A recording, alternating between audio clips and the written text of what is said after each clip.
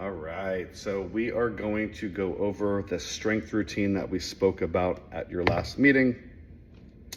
And just to reiterate, we're gonna start with those banded 7's. I'll go over those with you. And then we're gonna work on some kettlebell movements. We went over, from your list, we went over the slingshot, which is number 1 on your list, and we're gonna use that as a warm-up. We spoke about number 27, which is the overhead press. We talked a little bit about the clean, which is how to get the kettlebell onto your shoulder. And we went over the goblet squat. So first, we're gonna start off with your routine for the banded 7's. I'm gonna give you a modified version of that. So palms up, we want to lock our elbows out so that we are isolating our shoulders, and we are going to try and rip that band apart. We're looking for slow and controlled. So we will go in this first direction 7 times. We will go to a 45-degree angle. We will do this 7 times. We will transition over to the other side and do this for a 45-degree angle. The other thing we talked about is going over our shoulders, and this is just to work on mobility. We don't want to force this all the way back. Wherever our body stops is where we want to go. So we're just taking it to that point of discomfort, which is, if we're talking about discomfort, we don't want to be at a 10, we don't want to be at a 1, any number between 4 and 6. So slightly uncomfortable, we're pushing that point, but we don't want to push that beyond what our limits are. Next, and if I remember this is a good movement for you, your rotator cuff. So this is going to be elbows in. We're going to hold the band close, and we're just going to that out this way. Okay. The other movement that we added for you is stepping on the band and working on our shoulders and our delts this way. So lifting, slow and controlled. Lifting, slow and controlled, coming down. So that is your shoulder warm-up movement. Let me go grab the kettlebell. We'll go through some of those with your shoulder. So before you start your shoulder routine, we always want to warm up with the banded 7's.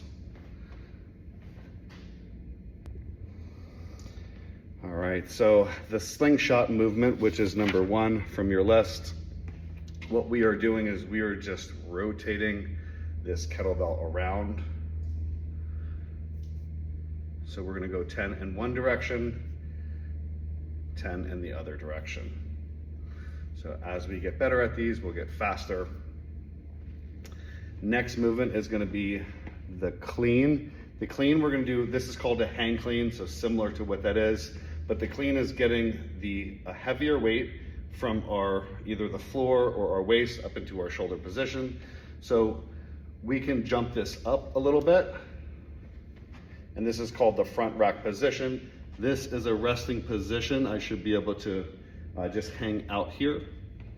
And we're gonna go into our shoulder presses. So we wanna keep our bicep close to our ears as possible. We don't want this coming out here. We want it going straight up. So if you looked down this pipeline, it should be pretty parallel to my body. So if I were to draw a line dissecting my hand down to the middle of my foot, it would be in line with that. The reason is we want to stabilize with our midline and our core, and we want to push that weight up. So we're going to come down slow, and we're going to go up a little bit faster. There we go. And as we come down, we'll do anywhere from 5 to 10 of these. And then as we come down, we can use our slingshot to bring that around. Our clean, we are jumping that weight up, especially when it gets heavy. If you're wearing a watch, remember to flip that underneath. So you're gonna do 10 on one side and 10 on the other. Next up, we talked about our goblet squat, and I know that you started with PT and they gave you a band to go around your knees. So this is an over-exaggerated band, so I hope you can see this. But what the band is doing is it's training your knees to track over your toes on your air squat, okay? So as we're coming down, we want our knees to go over our toes. When we're coming up, we can bring them in a little bit, not a big deal.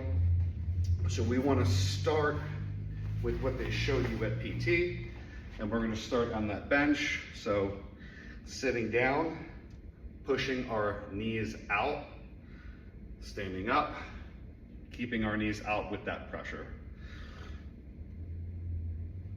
Okay, so we'll warm up with those, 2 sets of 10, just so we have some muscle memory. And then we can utilize that goblet squat. So the goblet squat is typically used with a kettlebell. You can use with a dumbbell, you know, any kind of weight. I like holding it upside down.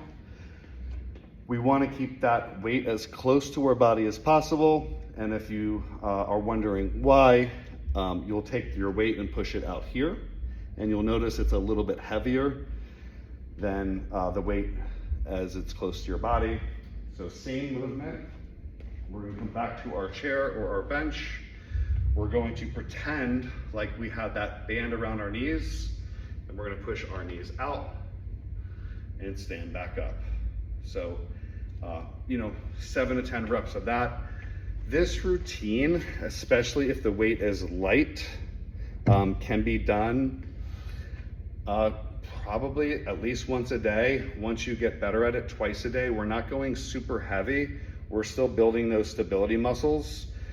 So let's do this for a good 2 or 3 weeks. Let's see how everything feels. As we get older, we have to keep track of how we feel the next day.